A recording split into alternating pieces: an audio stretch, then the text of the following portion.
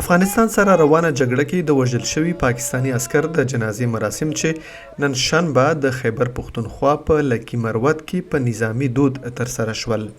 دغو مراسمو ته ګڼ شمېر خلک او پاکستانی حکومتي چارواکي ورغلي وو.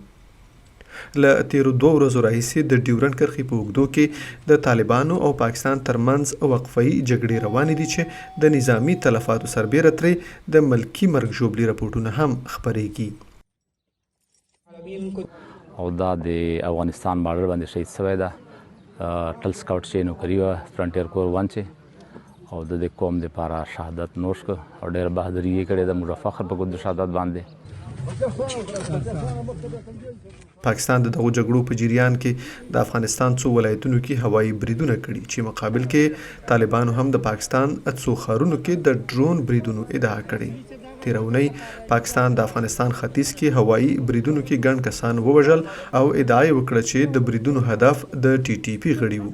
طالبان عوام خلک وایي هغو بریدونو کې ټول ملکي وګړي وژل شوي.